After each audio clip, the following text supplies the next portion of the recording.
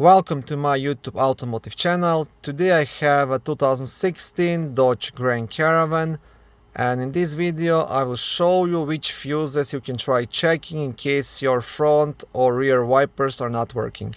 This video will apply to Dodge Grand Caravans made from 2011 all the way up to 2020. You will have a total of 3 fuses to check, and all of them are located in the main fuse box under the front hood, just here in the right corner.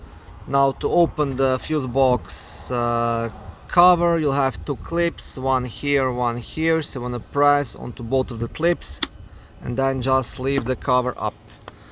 On the back side of the cover you will also have a small fuse diagram. First fuse to check is fuse number J20. It's a 30 amp fuse located right here, and this is the fuse responsible for the low and high speeds for the front wipers.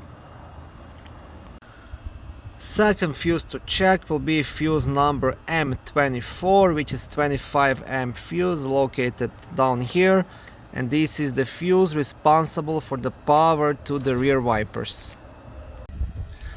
Last fuse to check will be fuse number M30. It's a small 15 amp fuse just down here, and this is the fuse responsible for the power to the rear wiper module.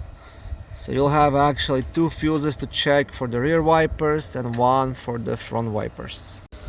Okay, thank you for watching this short video. I hope it was helpful and educational. If it was, please like it and consider subscribing and joining to my YouTube automotive channel.